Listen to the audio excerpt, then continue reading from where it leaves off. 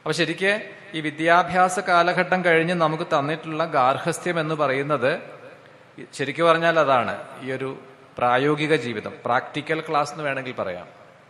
പഠിച്ചതും അല്ലാത്തതുമായ കുറെ സംഗതികളെ നമ്മൾ പ്രായോഗിക തലത്തിൽ കൊണ്ടുവരികയാണ്. ഇപ്പൊ ഗുരുമുഖത്ത് നിന്നൊരു വിദ്യ പഠിക്കണ കൂട്ടത്തിലൊരു വിദ്യാർത്ഥി പഠിച്ചു അതിഥി ദേവോ ഭവ.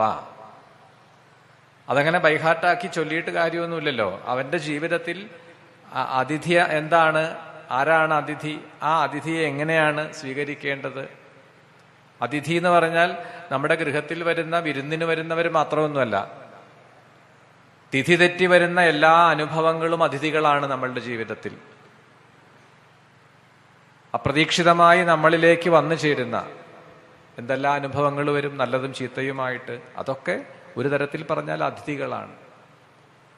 അപ്പൊ അതിനെ രണ്ട് കൈ നീട്ടി സ്വീകരിക്കുകയാണ് വേണ്ടത് എന്ന് ഒരു ഗുരുമുഖത്ത് നിന്ന് പഠിച്ച അത് ബോധ്യമുള്ള ഒരാൾക്ക് ജീവിതത്തിൽ ക്ലേശങ്ങൾ വരുമ്പോഴും പതറില്ല, അടിപതറില്ല. രണ്ടും സ്വീകരിക്കാം. സുഖത്തെയും സ്വീകരിക്കാം, ദുഃഖത്തെയും സ്വീകരിക്കാം. അപ്പോൾ അറിവ് നേടിക്കഴിഞ്ഞാൽ പിന്നെ വേണ്ടത് ഗാർഹസ്ഥ്യം, ഗൃഹസ്ഥാശ്രമിയാവുക, വിവാഹം ചെയ്യുക, പഞ്ചയജ്ഞങ്ങളെ ചെയ്തുകൊണ്ട് ജീവിതത്തെ നയിക്കുക.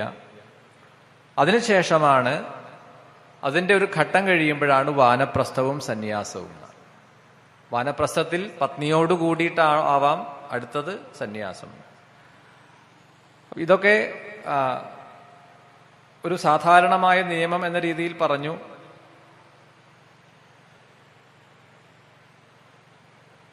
അപ്പോൾ ഇവിടെ ചോദിക്കുകയാണ് മകൻ അച്ഛന്റെ ഈ ഉപദേശം കേട്ടിട്ട്,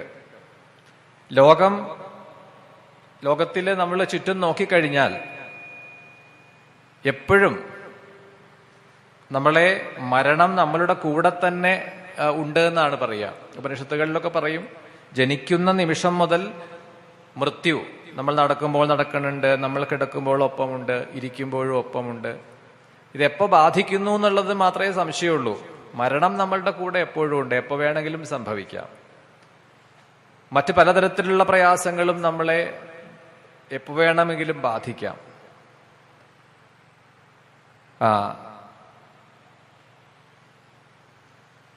ലോകം മൃത്യുവാൽ ആഹതമാണ്, ജര കൊണ്ട് ബാധിതമാണ്. രാത്രിയും പകലും എന്നതുപോലെ ഇങ്ങനെ മാറി മാറി പലതരത്തിലുള്ള അനുഭവങ്ങൾ വന്നുകൊണ്ടിരിക്കുന്നു. അപ്പൊ ഈ ഒരു ലോകത്തിൽ ജീവിക്കുന്ന ഒരു വ്യക്തിക്ക് എങ്ങനെ സ്വസ്ഥമായിരിക്കാൻ പറ്റും, ജ്ഞാനം കൊണ്ട് എങ്ങനെ സുഖമായി ജീവിക്കാൻ പറ്റും. ഇപ്പൊ ഓരോ ദിവസവും കഴിയുമ്പോൾ, ഓരോ രാത്രിയും തീരുമ്പോ മനുഷ്യൻ ചിന്തിക്കുന്നില്ല എന്നേ ഉള്ളൂ, ആയുസ്സിന്റെ അത്രയും സമയം കുറഞ്ഞു. ഇപ്പൊ നമുക്ക് ഒരു മാസത്തേക്ക് വേണ്ടി ഒരു നിശ്ചിത കാലയളവ്, ഒരു മാസം എന്ന് ഉദാഹരണമായിട്ട് എടുത്താൽ 1-ാം തീയതി മുതൽ അടുത്ത 30-ാം തീയതി വരെയുള്ള, അപ്പൊ ഈ ഓരോ ദിവസവും 1-ാം തീയതി കഴിഞ്ഞു അന്ന് വെട്ടിയിടാം, 2-ാം തീയതി ആയി 2-ാം തീയതിയും കഴിഞ്ഞു അന്നും അടുത്ത മാർക്ക് ചെയ്യാം. ഇങ്ങനെ മാർക്ക് ചെയ്ത് 30-ാം തീയതി ആവുമ്പോഴേക്കും ആ മാസത്തെ നമുക്ക് കിട്ടിയ എന്താണോ അത് തീർന്നു. ഒരു മാസത്തേക്ക് വേണ്ടി തന്നതാണെങ്കിൽ ഒരു മാസം കൊണ്ട് അത് തീരുകയാണ്. ഭക്ഷണം കഴിക്കാനാണെങ്കിൽ അത്, ഇപ്പൊ റേഷൻ ഒക്കെ അങ്ങനെയാണല്ലോ, റേഷൻ ഒരു മാസത്തേക്ക് ഇത്ര എന്ന് പറഞ്ഞിട്ടാണ് തരിക. അപ്പൊ ജീവിതത്തില് ഈ ഓരോ ദിവസം കഴിയും തോറും ആയുസ് അത്ര കുറയുകയാണ്. വെറുതെ പാഴായി കുറെ സമയം നഷ്ടപ്പെട്ടു പോകുന്നുണ്ട്.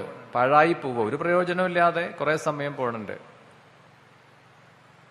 ഒന്നും ചെയ്യുന്നില്ല, ഒന്നും നമ്മൾ നമുക്ക് വേണ്ടിയിട്ട്, നമ്മളുടെ നന്മയ്ക്ക് വേണ്ടി നമുക്ക് ഗുണപരമായ രീതിയിൽ ഒന്നും ചെയ്തില്ല. വെറുതെ കളയുക, വെറുതെ നഷ്ടപ്പെടുത്തിക്കൊണ്ടിരിക്കുകയാണ്. ഒന്നുകിൽ അവനവൻ ഈ ലോകത്തിലെ ഭൗതികമായ സുഖങ്ങൾ അനുഭവിക്കുക, യാത്ര ചെയ്യാൻ ഇഷ്ടമുള്ളവർ യാത്ര ചെയ്യുക, അല്ല വേറെന്തെങ്കിലും കാഴ്ച കാണാനോ അല്ലെങ്കിൽ മറ്റെന്തെങ്കിലും ആസ്വദിക്കാനോ ഇഷ്ടമുണ്ടെങ്കിൽ അത് ആസ്വദിക്കുക. അല്ല ചിലർക്ക് കിടന്നുറങ്ങാനാണ് ഇഷ്ടം, രാത്രി പോരാത്തതിന് പകലും ഉറങ്ങും. അങ്ങനെയുണ്ടെങ്കിൽ അത് ആസ്വദിക്കുക, നല്ലോണം ഉറങ്ങിയിട്ട്. ഏതും ഭക്ഷണമാണോ ഇഷ്ടം, വ്യത്യസ്തങ്ങളായ ഭക്ഷണങ്ങളെ അനുഭവിക്കുക. അല്ലാതെ ഇതൊക്കെ മാറ്റിവെച്ചാൽ കുഴപ്പമാണ്, അതിനൊന്നും പറ്റിയെന്ന് വരില്ല, സമയം കിട്ടിയെന്ന് വരില്ല. അപ്പൊ അതുകൊണ്ട് ഒന്നുകിൽ ഭൗതികമായ സുഖഭോഗങ്ങളെ അനുഭവിച്ചുകൊണ്ട് പോവുക, അങ്ങനെയെങ്കിലും സമാധാനിക്കാലോ. അതൊന്നുമില്ലാതെ എന്നാ എപ്പോഴാ പോവേണ്ടതെന്ന് അറിയില്ല, അതുവേണ്ടി കാത്തിരിക്കുക, അതിന്റെ ആവശ്യമുണ്ടോ? എന്തായാലും ഒരു ദിവസം പോകണം, അതിനായിട്ട് നമ്മൾ പ്രതീക്ഷിച്ചൊന്നും ഇരിക്കേണ്ട, അതൊക്കെ വരുമ്പോ വരട്ടെ. അല്ലാതെ മരണത്തെ ഇങ്ങനെ ഭയന്ന് ജീവിക്കുക, അതിന്റെ ആവശ്യമില്ല. ഇരിക്കുന്ന അത്രയും കാലം, എത്ര സമയമാണോ അത്രയും കാലം, പറയില്ലേ സ്വാമി വിവേകാനന്ദനെ പോലുള്ളവർ, ഒരു ദീപം ജ്വലിക്കുമ്പോ നന്നായി ജ്വലിക്കുക, അതിന്റെ എണ്ണ പറ്റി ആ തിരിയും ഒക്കെ തീർന്നു കെട്ടടങ്ങും, അതെപ്പോ വേണമെങ്കിലും സംഭവിക്കാം. പക്ഷേ അതുവരെ ഇങ്ങനെ ഈ മഷി കെട്ടിയ തിരി പോലെ ഇങ്ങനെ മുനിഞ്ഞു മുനിഞ്ഞു കത്തുവാണോ നല്ലത്? ജ്വലിക്കുന്ന അത്രയും സമയം നന്നായി ജ്വലിക്കുക, അതല്ലേ വേണ്ടത്. നന്നായിരിക്കുക, നന്നായി സുഖം അനുഭവിക്കുക. അപ്പൊ ഓരോ ദിവസം കഴിയും തോറും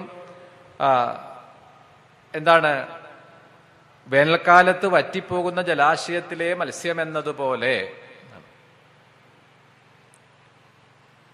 അപ്പൊ ശ്രേയസ്കരമായത് എന്താണോ അത് ഇപ്പോൾ ചെയ്തു കൊള്ളണം.